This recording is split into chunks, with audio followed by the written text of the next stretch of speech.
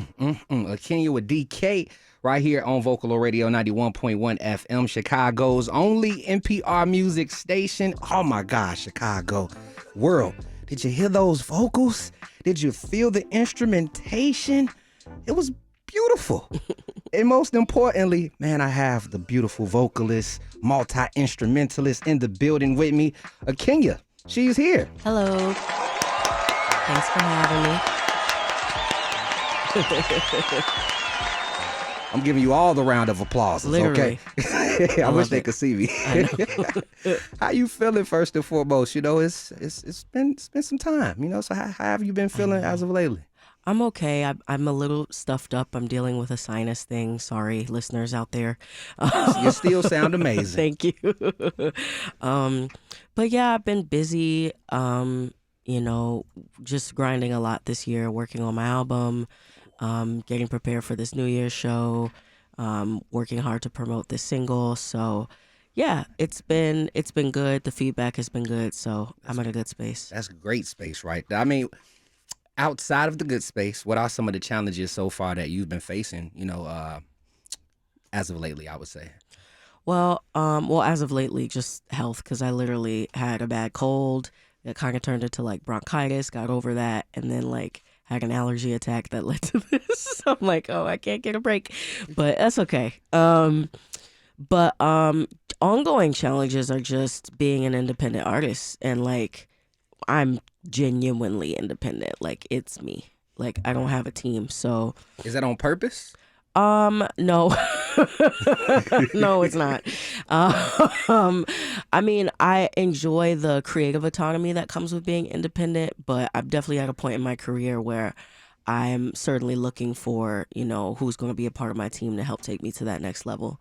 So that's something I'm thinking about and reaching for right now, for sure. So, okay, before I even get into the talks of your multi-genre bending, priority-wise, like, because you say you're still looking, you're still interested in a team coming your way. Yeah. Priority-wise, what piece do you feel you're missing that, you know, you need a team for? Is it a manager? Is it somebody on the developing side, marketing? Like, yes. It's all of that.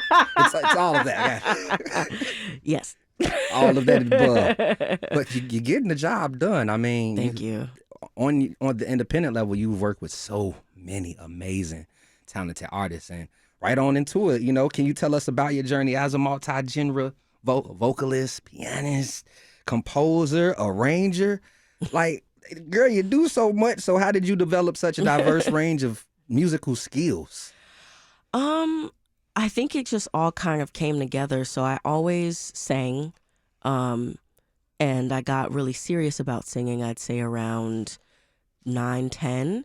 And I also always wrote. I've been writing since I was like 5, keeping journals of like poetry, short stories. And then when I was around 7, I got like a toy keyboard for Christmas. Oh, that'll do it. And I just started playing stuff by ear. And my mom was like, okay, I got to put you in lessons. Like, what's going on? How are you doing this? So I think by the time I was like 11, I had started writing songs, and it just kind of all came together like, oh, I can do all the things I love together. I can write, play, sing. And then the production angle of it, I really didn't expect to be as involved in production as I ended up being. I have collaborated with a lot of people who have helped me, like Luke Titus and Morimoto. But I definitely ended up being very much involved in the production because kind of accidentally, because I just would try to get out whatever I was hearing in my head. So whatever that meant, like grabbing something and tapping out a beat, or, you know, trying to like just the early stages of learning about like what MIDI is. And you know, I took a very, you know, kind of rough journey or path into that world, and it took me years to really get to a point. I feel like actually this year was the year where I felt like I kind of know what I'm doing now. So on that front, you said this year, the production front. Yeah, because it takes a while to there's so much information with all those software, you know, all the software. Yeah. and no one really, people would show me little tips and tricks where I would watch and pick up stuff, but I didn't take any courses or anything like that. So you know what I've learned so far hearing you even break that down, that I feel like it worked best for you that way because, like you said, you were able to get your thoughts out. And the best way to get your thoughts out is through yourself. And to know that you produce majority of your content and your music, yo, hold on, let me get these loaded up because that's all these royalties finna come pouring in. Let's hope so. You know what I'm saying? The production, all that, and plus you. So, let's even talk about some of the people you work with because you work with so many people. You've collaborated with Saba. Yep.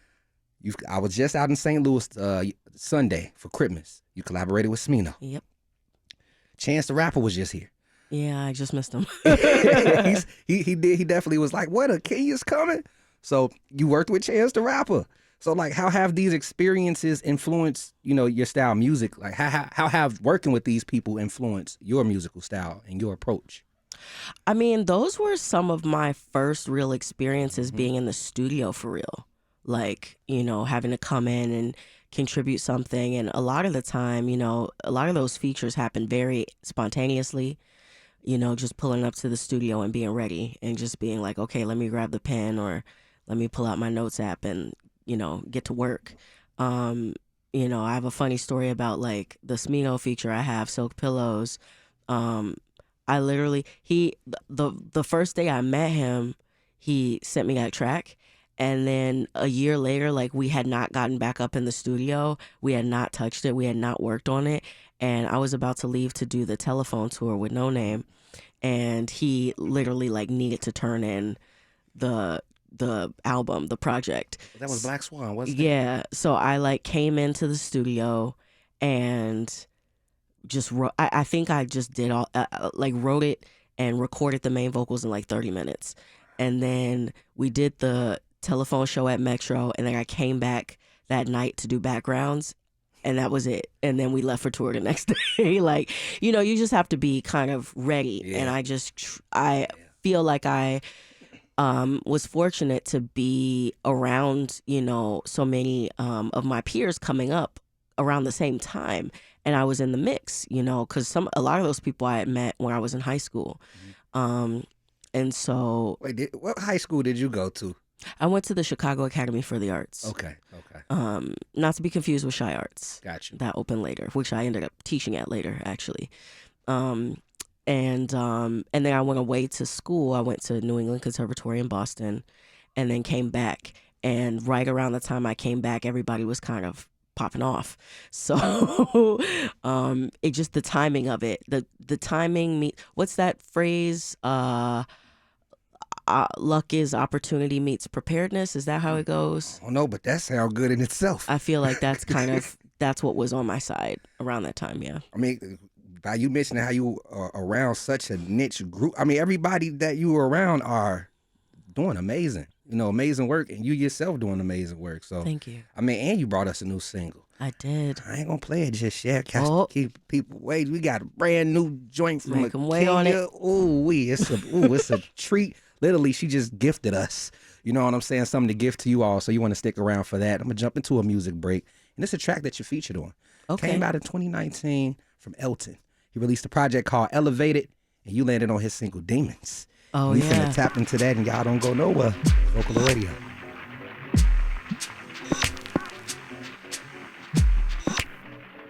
I feel to come back through and be able to let people know about this upcoming album you got coming, because we got some singles from you, and now we finally begin a full-length project. So how is that for you? It's great. It feels like both long overdue and right on time. Oh yeah. I love how you put that's balance, what we was talking about. Yes, for sure. Because I've been working on this project for 8 years, and through ups and downs, and I'm really, really close to nearing the finish line. Like it's actually like happening, Okay. So yeah, it feels really great. Well, I mean, because this is your baby. You know what I'm saying? Oh yeah. and you haven't put it out to the world yet. Mm-mm. But with this being your baby, what is something you want? We ain't even getting to the title yet, but what's something you want people to take from? This will be a debut project as well. So what's something you want the listeners to take from it? Well, it's very personal. I kind of say like quasi autobiographical. A lot of my history and life and inner thoughts and how my beliefs have changed and experiences I've had and love and self-discovery. Like that's really what this is. The project, I want it to kind of feel almost like a sonic journal entry, where you're being let in on something that you almost feel like, ooh, this is, you feel like a fly on the wall, like, oh, I can't believe I'm, being let in on this kind of thing. And in that, I hope it also kind of inspires people on their own journey of like their own introspection, or makes them think about things in their life, experiences they've had. Yeah. I'm happy you said that, because I actually want to know what record on this project, inspired you the most, and shocked you in a way like, whoa, I wrote this, I did this. I mean, the one you're going to play, Hades Moon, like definitely took months of my life working on that thing. Why? Why? Is that? Yeah, because you said, because some people, like you said, you linked up with Smino. It took you 30 minutes to knock something out. I know, yeah, because it's not mine. That do hit different. So yeah, this took you months to make. Oh yeah, but it's also, I mean, writing it didn't take very long. Producing it actually didn't take that long either. But the vocal, when you guys hear it, there's like over 100 vocal tracks in the song, and of those, like, maybe 100, 120 that are in the track, I had definitely done twice as many takes that I didn't end up keeping. So you don't play no, but no. They say like the best singers, best not even singers, but best artists, it takes them time after time after time after time again, just for specific tracks. It's not just one and done. It can be 20 and finally be, complete. Yeah. So I mean, I salute you, because that shows your passion, and that shows you not only care about what you're bringing, the quality you're bringing, but you also care about your listeners understanding who you are. Oh yeah, for sure. And I'm not doing anything else like that on the album. I was like, y'all are going to get this, and there'll definitely be vocal layering and great vocal arrangements, but this was like a specific thing. So I definitely, and it being the first song out, like I feel very proud that I was able to do that. And it's like the first thing, because even though I produce a lot, like I'll usually have a little assistance, or I'll get like a little, can you help me quantize this thing, or can you help me with this, like, pick a different snare or that kind of thing, people who contribute like additional production. But that's what I've done in the past. Like that's what I did with Decay. That's what I did with Disappear. But with this one, like I just 100% crafted it from beginning to end. Yeah. No, that's why now I understand why because you were literally a craftsman. It takes years to craft. Yeah. And it's not just the vocals. You just explain to everybody that you produced the entire project. That just touched me, because I was a producer before I even got on the radio. Okay. And you have to really understand your sound that you're putting out. And when did it click for you, like, okay, my production is also a part of me, and it needs to be completed throughout the project I give to the world? I don't know. I think again, it's like, because I don't really have a process as a creator, people, I get that question a lot. What's your process? Like, how do you approach writing? Like, how do you do? And it just comes. And sometimes it comes because I'm sitting at a piano. Sometimes it comes because I had a bass line pop into my head, or a beat, or a lyric that I, pick up my phone and record a voice memo. Or sometimes I just sit at a computer and it comes out that way. Like, it's very random for me. And I feel like as artists, when you're really serving the music, you're basically channeling the music. I think music literally is like an entity. I genuinely believe that. I feel that too. And so it's like, how is the song trying to come out? how is it trying to come through me? It's not even, it is about me because I'm writing about my life and my experiences, but it's almost like I have to be open to being that vessel. So yeah, I'm happy I was able to do that with this song for sure. And yeah, throughout the entire project, you're going to be hearing a lot of production for me. I say I produced with this album like at least half the projects. Well, so how many songs? I'm not 100% sure yet. I'm aiming for 18. I know it's like that's long. It'll be 14 full-length tracks and 4 interludes if all goes according to plan. But I know sometimes in the the final phase, like things might get cut. But definitely at least, I would say I think at least 14 tracks. Man, we've been waiting on you. Yeah, I'm gonna feed y'all. You're gonna get a full meal. You know, it's big 'cause you've been giving us appetizers. You know, we want to eat now.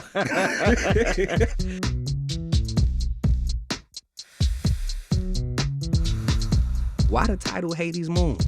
So, fun fact, I'm also a professional astrologer, second generation astrologer. My mom did it, and I grew up around it. So it's like something I've always been into, but I got deeper into it in the last 5 to 7 years, and I opened up my own business, Double Venus Astrology, almost 4 years ago.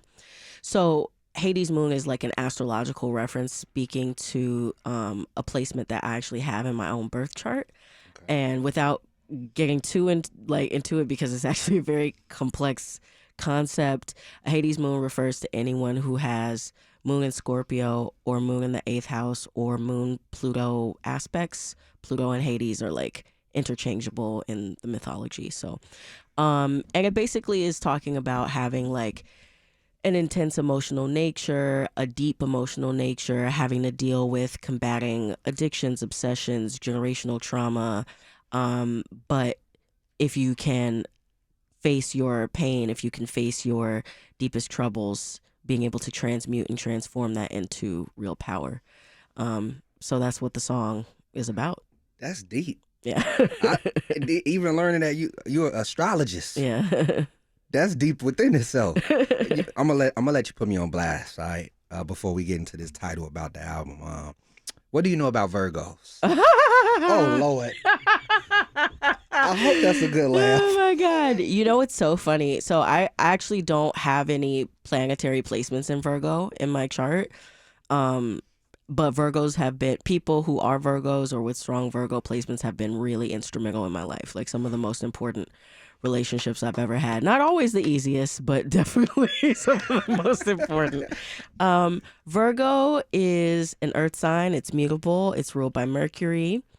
And it has to do with understanding discernment. So if we think about the other sign ruled by Mercury, that's Gemini, and that's air, and it's also mutable. Gemini is about just raw data collection, like curiosity just for curiosity's sake. It's actually indiscriminate, right?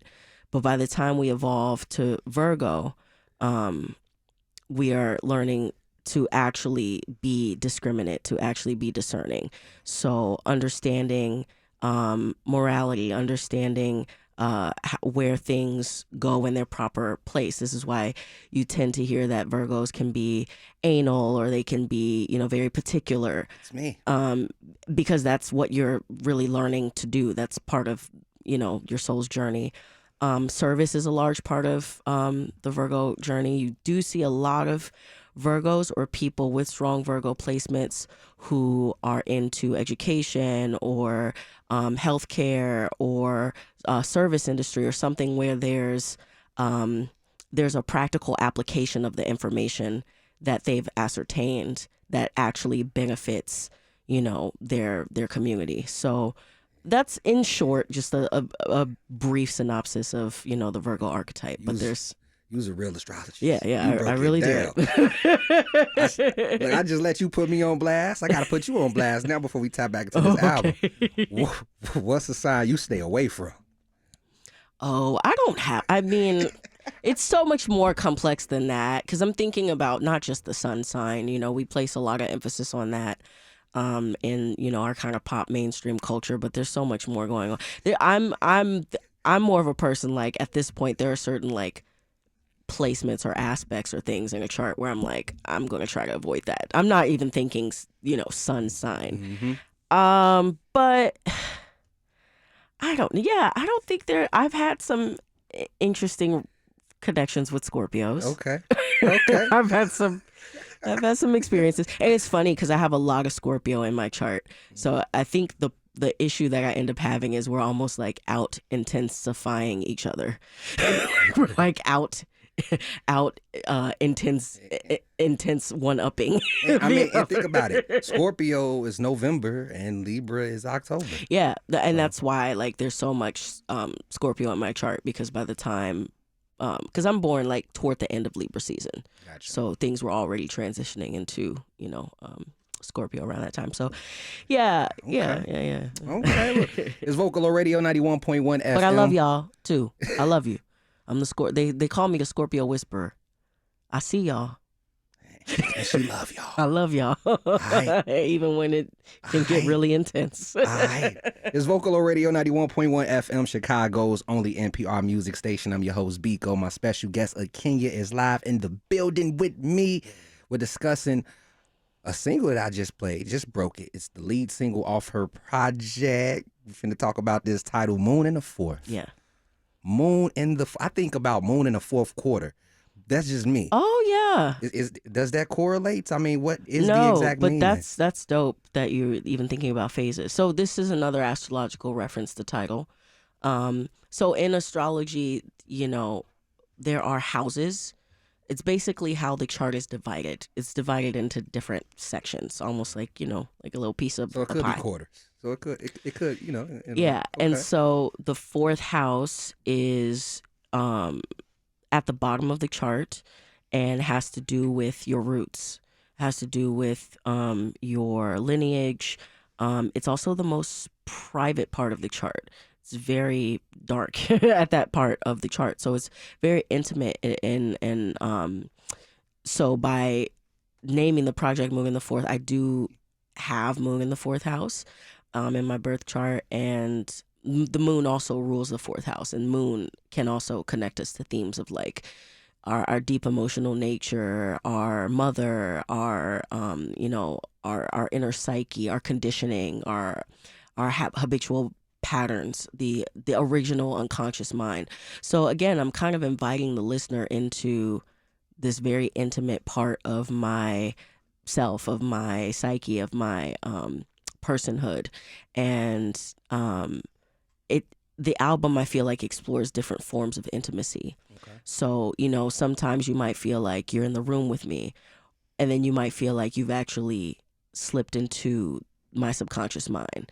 And now you might feel like you're observing a conversation between me and my mom, or you know what I mean? It's playing with these different variables of intimacy and introspection and privacy. So Moon in the Fourth. And still no specific date. You said it's almost ready. I'm scared to say something because then y'all gonna hold me to it. I'm gunning for May. That's my target. So let's do this. You gunning for 2024? Yes, for sure. For sure. Yes. Because I don't want you to throw May out there and they be like, hey, Bekoe, Akenya said, May, what's up? Yeah. So you're gunning for 2024. Yes. We can expect 18 to about 14 Yeah. tracks. It's your first debut project as well. Yes. Man, debuts be the ones, man, because you done put so much into it. I know. So much passion. Can we expect some jazz? Already, I was going to say, what can we expect on the genre business side? Yeah. Oh, it's very eclectic. I feel like it's cohesive, though. Like, it's multifaceted, and so you're hearing all of my different musical influences, from jazz to classical to hip-hop. I'm singing, I'm rapping, I'm playing piano and producing and whatever. It's diverse in that regard. But I feel like you feel like you're definitely in a world. One of my friends told me I'm very good at world building. So you feel like you're really in the project, even though you're going through these various journeys throughout it. I do feel like it's cohesive. Now, performing wise, Mm-hmm. because as I was listening to Hades Moon, all I could think of was, yo, I want to see you hit the stage and perform this record. Just seeing how many ranges you can hit, and like I felt it. Like even though I'm here with you, I felt it. And I mean, you got to let everybody know when you will be hitting the stage and what can they expect coming up for your next performance. Well, my next performance, I'm actually not doing my original music. We're doing this fun like 20s theme party for New Year's Eve at the Ramova. It's this theater reopening. Actually, Chance, who was just here, is one of the investors. Jennifer Hudson, Quincy Jones. I don't know if you've heard about it. I Yeah, have. so this is going to be the inaugural like concert, like in the space. And because the building was built in 1929, we're kind of like giving a nod to the 20s, and we're in the 20s now. So there's a lot of kind of like jazz, and then taking songs that are, you know, pop songs or more contemporary and putting them through kind of a jazzy context. Kind of think like postmodern jukebox vibes. So that'll be really fun, and that's on New Year's Eve. So definitely get your ticket to that if you haven't already. What's the link? It's actually if you go to my socials, so on, you know, Instagram, Twitter, Facebook, everything, I'm Akenya Music, so Akenya Music, all one word. No spaces, no underscores. If you click my link tree, there's a link right there. It'll take you right to it where you can buy a ticket. Y'all be there, and I gotta ask you too about your debut project. How has it grown you personally, Akenya? Oh my God. I mean, like, this will never happen again, right? Because I started writing this in my early 20s while I was, you know, who are you when you're like 22? Like, you don't know. And I've gone through so many transformations, really like intense transformations since then. And so it's a real coming of age project in that way. Like, I grew up and like came into my self-understanding through making this project. And so, yeah, you're really going to hear, I mean, it's interesting too, because you're hearing songs made over the course of several years. So that's very special in and of itself. You can hear my voice change. You can hear my perspective change.